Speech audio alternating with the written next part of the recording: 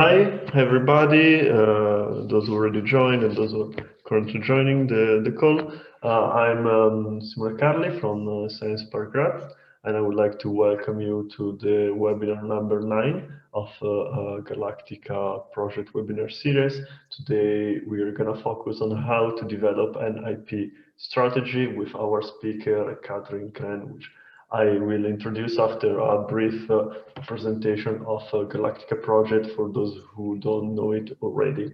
Galactica is a project funded under the European Union's Horizon 2020 scheme, and it basically aims to combine textile, aerospace, and advanced manufacturing sectors in Europe. The basis for that is that these sectors, aerospace and textile, who employ over 2 million people in Europe, apparently are not that much connected. Actually, they barely know each other.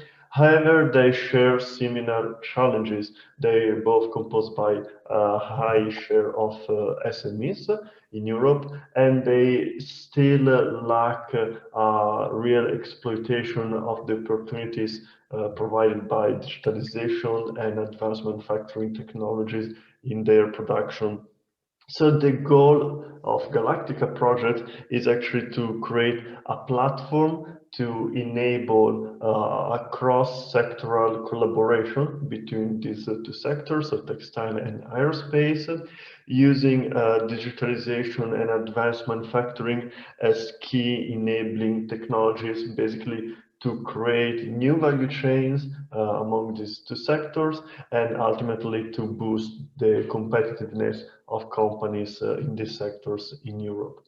To do that, we came up with a consortium of 10 partners from all over Europe.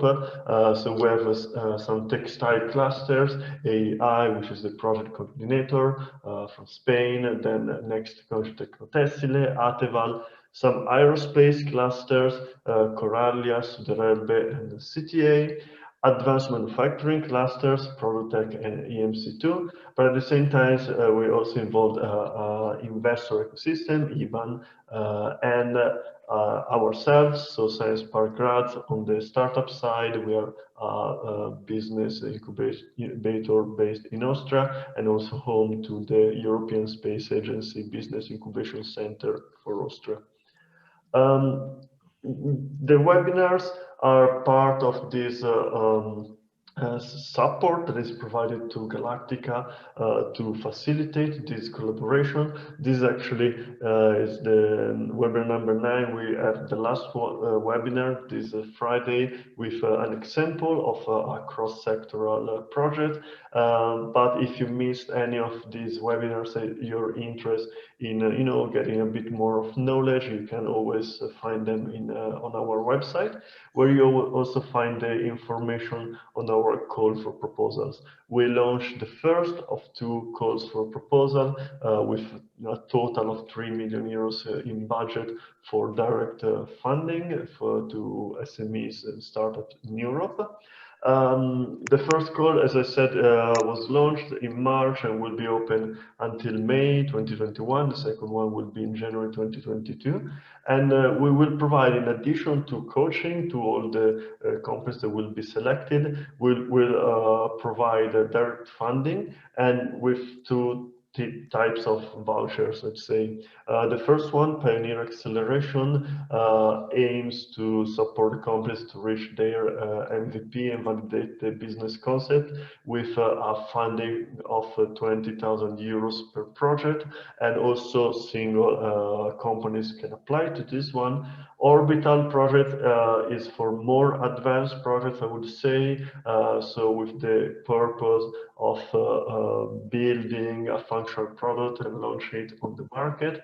Here we will provide up to 100,000 euros per company selected. However, the requirement for Orbital project is to apply with a consortium of at least 2 companies from different sectors. That said, I think we can move to today's webinar.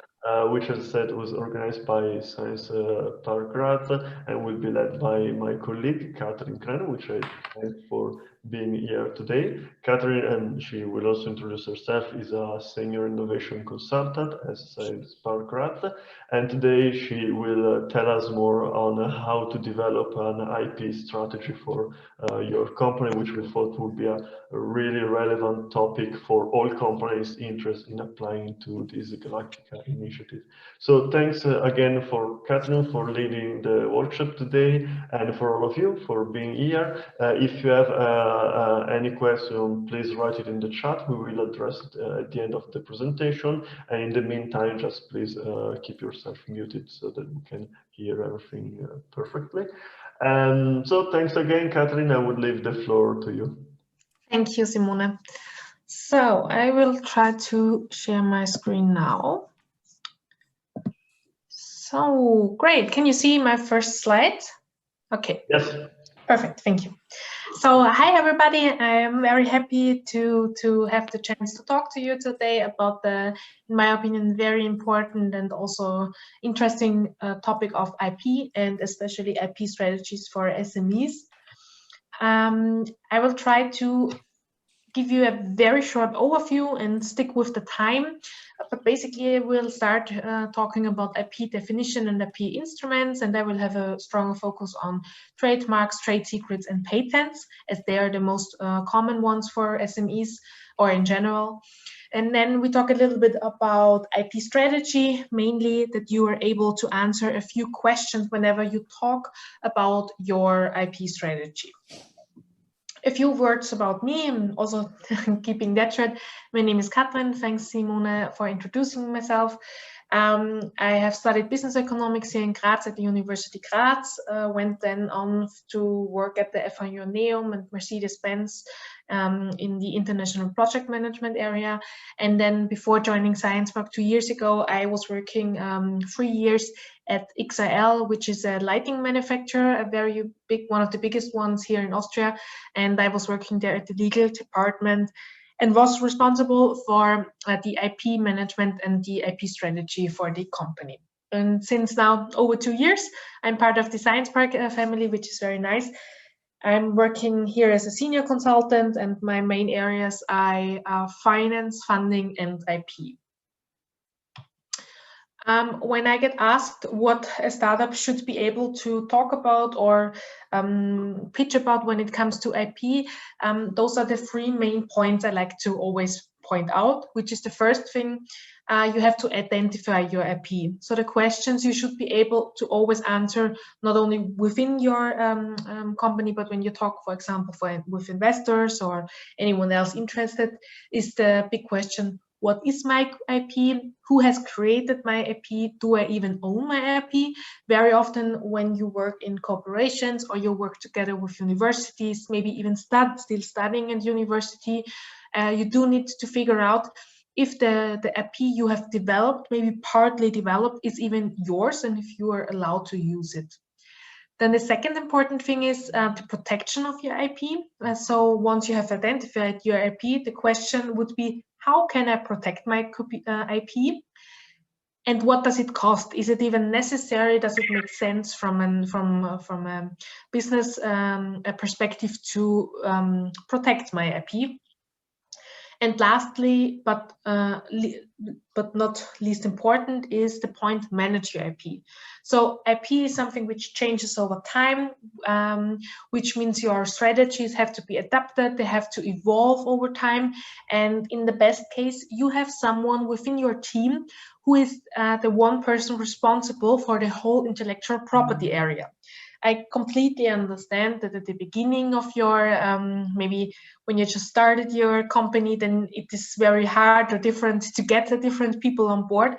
But and at least at the beginning, there should be one, maybe of the core team, one person who is the one kind of monitoring and checking if and what your IP looks like.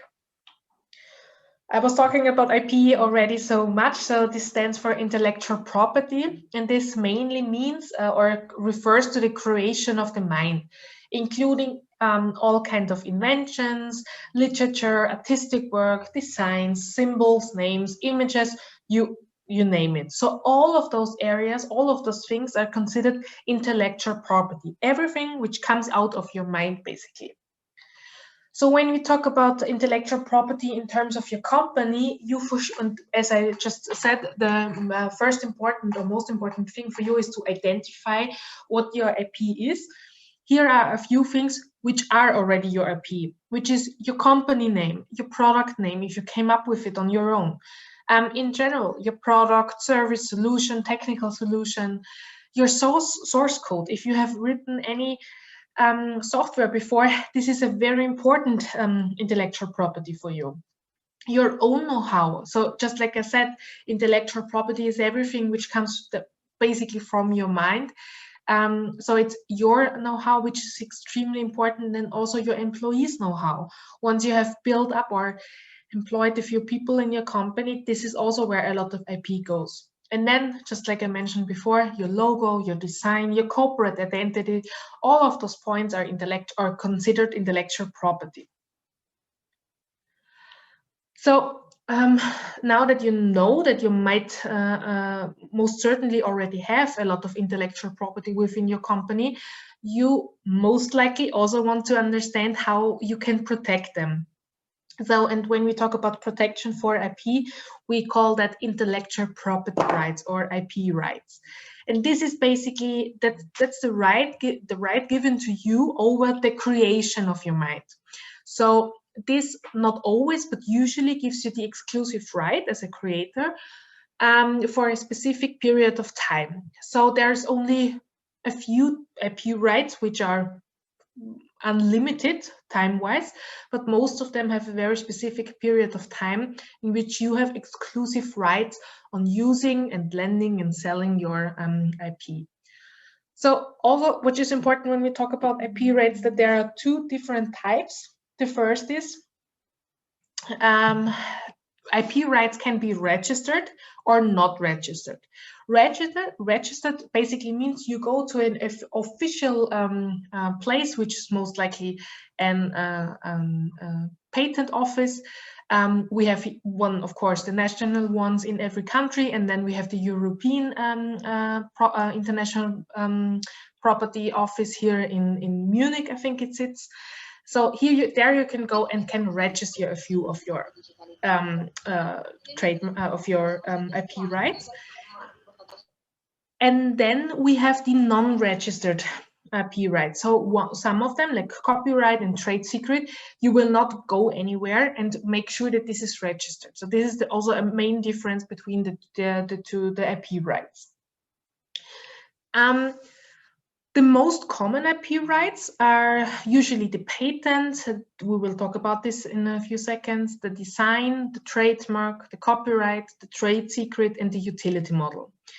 The copyright, which is something we are not going into too much depth here, but I just want to have a few words on that as well.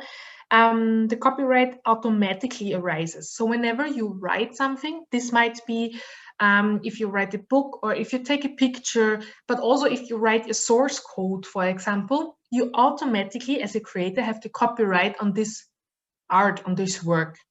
You cannot or you do not go anywhere and register it, but it's basically your right from creation. In the startup business or startup ecosystem, I would say it's not the one IP right which has the most focus on, because other than the software part, which can be sometimes even covered by patents, it is not so relevant for most startups. And then a few words also on the utility model, because this is also not something we will take too much time talking about. And the main reason is that this is not something which is international valid. So there are a few countries out there who have or which are using the utility model. And it's basically also just like the patent, an IP right, which is protecting your technical solution, but only for 10 years. And it's not so used anymore. So this is why we are more here now in the webinar focusing on patents, design, trademark, and trade secrets. So what is trademark? Basically, when we talk about trademark, or sometimes you can see it maybe next to a name or a product, the TM or the register sign. This this means that this word or this logo is trademarked. And it is a recognizable sign. It can also be an expression design to make it possible to distinguish goods and services of a company from other companies. So here I put 3 very interesting, or I think very known trademarks, which is Rebur, Amazon, and Google Play. And all 3 of them, what you can see here, are word picture trademarks. So it's the combination of a picture and the word. My tip for you as a startup is always to start with a word trademark, because in that way you can, for example, here, if we take the second one, Amazon, you can make sure that the word Amazon is protected. If you protect your company name with a word trademark, that means that it doesn't matter in which color or which sign or whatever you're using, the word is 100% yours. When you're going for the trademark with the word picture combination, it's only safe, or it's only protected if it's always together with the sign here, like when you see the Google Play bottom left on the left. So big companies, but also startups, they usually start with getting the word trademark, and then at a later stage, once their design or the logo is fixed, they are going for the word picture trademark.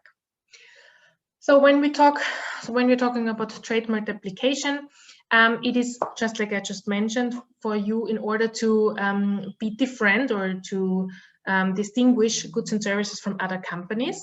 And for that, when you file a trademark, you have to decide in which NITSA classifications you want to apply them. NIS or NITSA, it's like this city in France, so it's the same.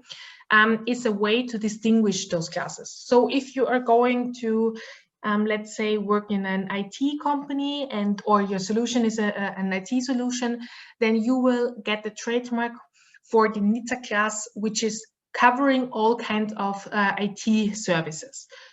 And then for other NITSA classes, people could use a name, but not within your own business area. The nice thing about the trademark also is you can extend it every 10 years, and it's basically unlimited term of protection. That means your trademark, if you extend it every 10 years, will last forever. And this is also why it is something which is used very often, also from startups, and of course also from big companies, because once your name or your the product name or the company name is known, it is extremely important that you have your trademark beforehand. So basically, it's an exclusive right because it's registered. You can do that at the patent office, at the European Patent Office, for example, and it gives you the exclusive right to prevent other people from using your registered trademark. So what is a design? On the other hand, it's basically a right that protects the visual design or aesthetic of a nature or a product. And this includes everything from the product shape, pattern, and colors. Just like with the trademark, where you use a NITSA classification, here we have the Locarno classification. It's also where you have to specify in which area you're going to use your design. It has to be new and individual. It can be extended after 5 years, and it has a maximum term of protection of 25 years. And it's also, again, an exclusive right, which is registered. And here on the right, I put the design example, which was one of the first iPhones back from Apple, and they got the design on it. So when we talk about design, it's really also technical measurements, in general, measurements are something which you have to add when we talk about design. It's not only a logo. A logo or colors would more likely be protected by a trademark. Designs are very often used in when you have, in general, in the B2C sector, when you have smartphones, electronic goods, lights, all kind of stuff of those stuffs are very highly protected or very often protected by a design. And then something in comparison to the design and the trademark, which is not registered, is the trade secret. And this is basically the right that protects your confidential business information, which could give you which could give your enterprise a competitive edge. This could be anything from manufacturing, industrial design, industrial production, commercial secrets, and so on. I think one of the most famous trade secrets would, for example, be the recipe for Coca-Cola, which is still kept a secret. I think only, at least for marketing purposes, they say only a few people know the recipe. The nice thing about the trade secret is there's no registration necessary. This also means there are no costs involved for you. It lasts an unlimited time of period. The only thing which is extremely important and also different from the trademark and the design, with the trademark and the design, you can go to an official office, so like a patent office, and tell them, this is my IP and this is now my IP right. And they help you establish that. With the trade secret, you as an SME, you as a company have to set the measurements internally and also externally to keep all of this information secret. Internal measurements would be that you have NDAs with all your employees, that you in the first place identify what confidential information is, and that it's not something which lays around in your office, for example. And then also with external measurements would be, again, NDAs with all of your partners, with your cooperation partners. When we're talking about software solutions, for example, it is extremely important that you do not give away or hand over the source code to your customers or to your partners, clients, and so on. So you as a SME have to make sure that this stays secret, is kept secret. Nonetheless, it is one of the IP rights which is gaining more and more attention also in the startup scene. And last but not least, I think this is the one thing or the one IP right which is the most known of when we talk about IP strategy or in general IP rights, is the patent. So this is granted again by a state. Every patent is a national patent, and it gives you, the inventor, the exclusive right to use and exploit this technical invention. And for a patent to be patentable, it has to be, the technical solution needs to be new, not obvious, and can be used in a commercial way. We will talk about the patent in a few slides. Don't worry. It's limited, so you have to not only time-wise, it has a maximum duration of 20 years, and in most countries you have to pay annual fees in order to keep the patent valid. Also, you have to choose in which country you want your patent to be protected, and you have to choose each single country. So every patent is a national patent. And the nice thing about the patent, once you get it granted, is that you as a patent owner or as an inventor have the exclusive, you're exclusively entitled to commercially produce the matter, to put it on the market, to offer it, and also to import it. So this is not only that you're the only one who is able to, let's say, sell it, you also are the only person or the only company who is allowed to produce it, offer it, and import it. So IP strategy now basically means it is the bundle of all of those IP instruments. So the combination of the instruments we just heard, and over a defined period of time. And something I like to say is The worst IP strategy you can have is to say you have no strategy here. It is okay if you're not going for a patent. It is okay if you're not going for a trademark. Just make sure that you kind of have a rationale behind that and are able to explain why you don't want to have specific IP rights in place. It is completely okay to say, I keep everything super secret, so everything is a trade secret, and therefore I don't have to pay any money, for example. But yeah, this is then up to you, basically. When we talk about big companies, like for example Samsung, they are always a very nice example when it comes to IP strategies, because they have a huge IP portfolio. They have a word trademark on, this is just an example, I mean they have many more, but for example they have a word trademark on Google Play. They have a word, the Google Play logo is a trademark. On all of their ringtones they have trademarks. On the copyright is for the firmware, software, icons, emojis, and so on. So everything which is a little bit more artistic. They do have tons of patents. I think altogether they have over 3,000 patents at the moment. The three latest, or one of the three latest patents I recently read from Samsung are the tiltable image sensors, the foldable screens. I think we saw it all a few years ago. It started where they showed that you can fold your smartphone. So they have a patent on that. And also the latest one is the under-display free fingerprint ID system, which is cost some news coverage.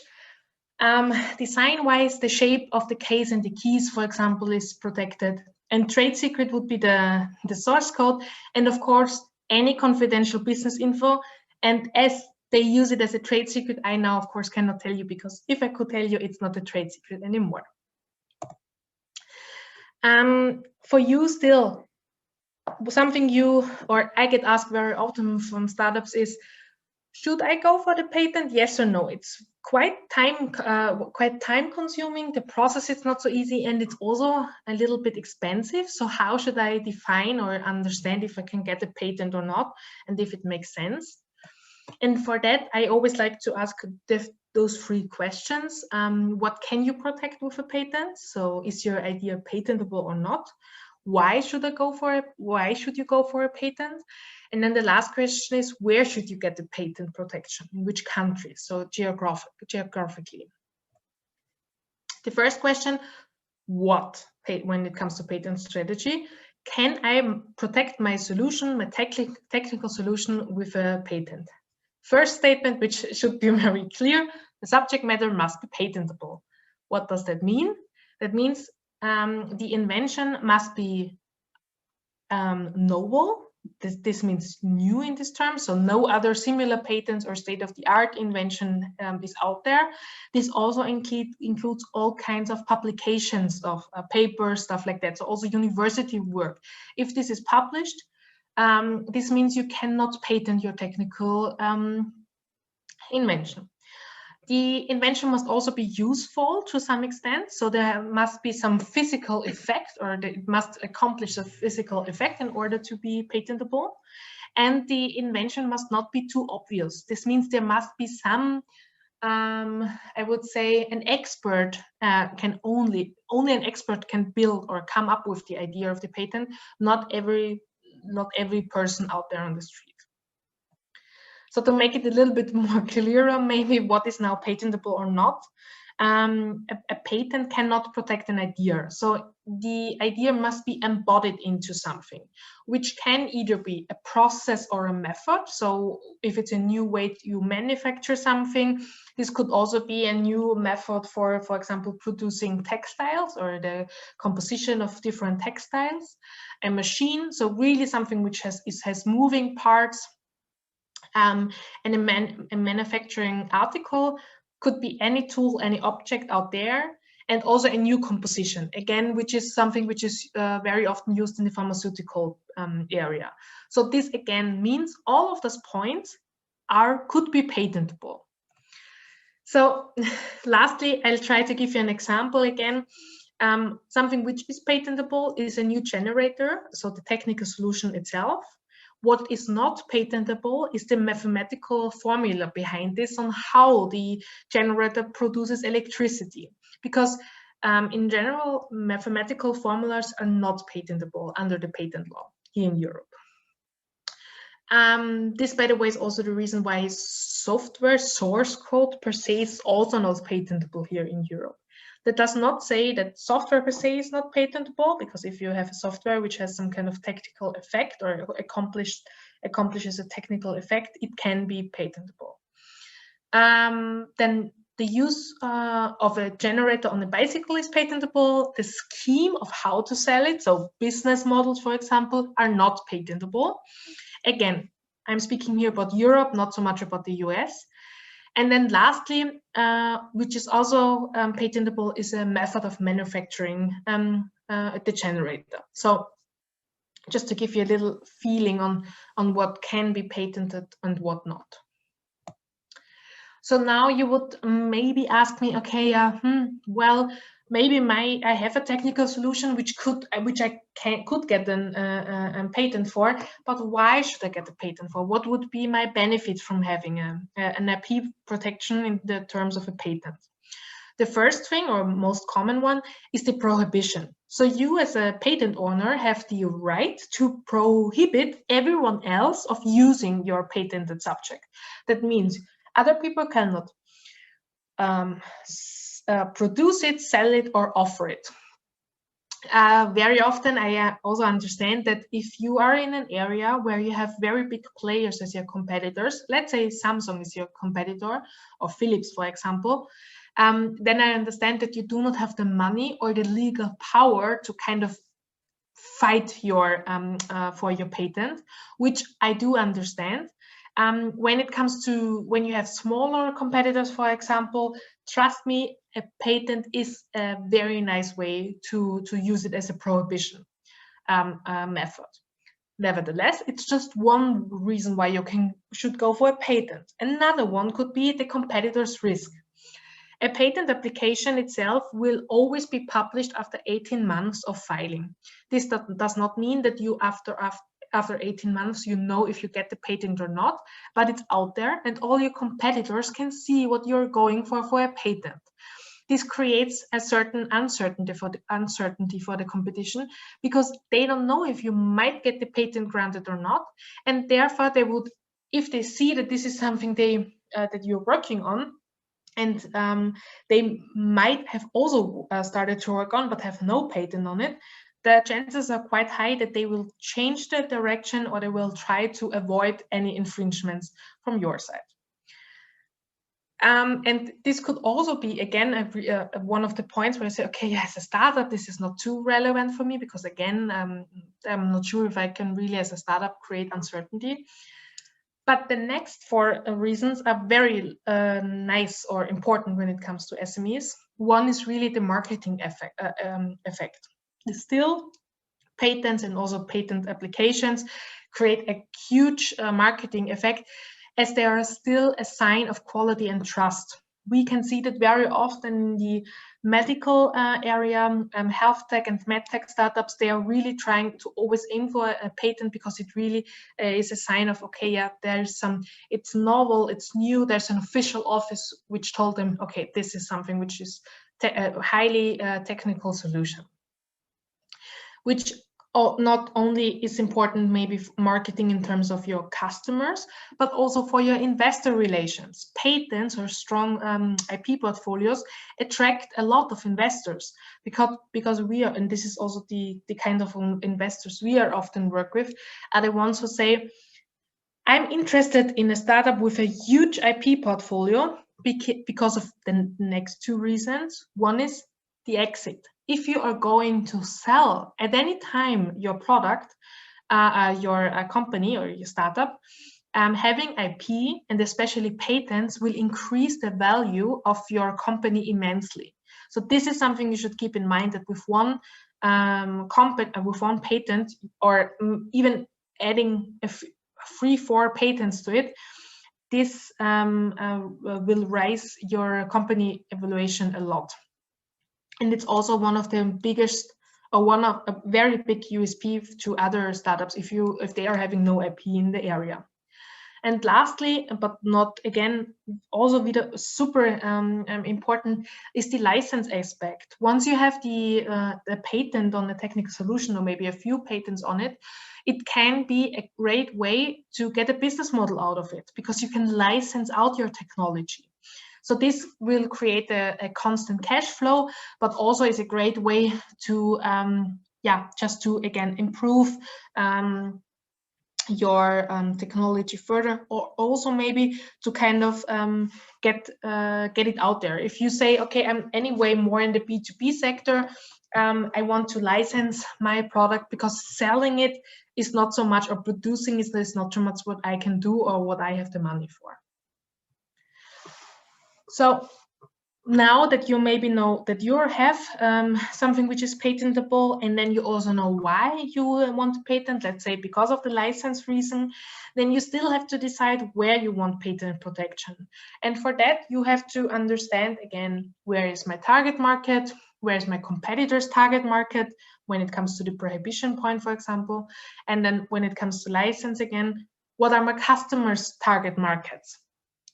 Because as I told you beforehand, as a patent owner, you have the exclusive right to kind of say who is allowed to sell, offer, and produce your product. So for again, I think I told you now several times that patents can be a little bit expensive, or they are expensive. So you are not able to patent your technology all over the world. So you have to pick specific markets where you make sure that this is makes sense for you. For just example, let's say you have a B2B customer who is only selling and producing in the US, and you have a patent here in Austria, then they would not be interested in your patent, because anyway, your protection is only in Austria and has nothing to do with the market they are operating in. So when we talk, and as a startup, you very often are going to submit, for example, business plans or any other proposals. So when you talk about your IP in there, you should always make sure to explain the following points. Is your name of the company and your product already protected with a trademark? If yes, in which countries? If not, when are you planning to do so, and where?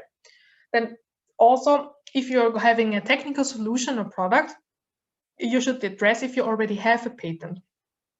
If yes, what's the status of the patent? Is it still pending?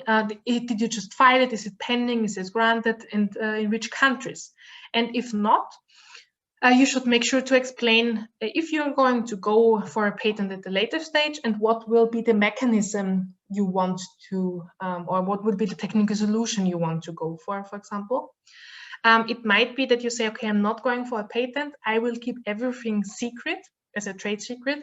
And then you should explain how. So explain the internal and external measurements which are in place, or which you put in place in order to keep it possible. And I know I wrote here, describe it as detailed as possible. This does not mean that you have to explain your trade secret as detailed as possible, because that would defeat the definition of trade secret, but it's rather about be detailed when it comes to technical measurements, so that people really believe you when you say, okay, I will keep this secret. And then lastly, you should always make sure to explain if you're using external IP, for example, from universities or from partners. So if you don't own the IP you're working with, you should also state it, or explain the terms and conditions with the partners.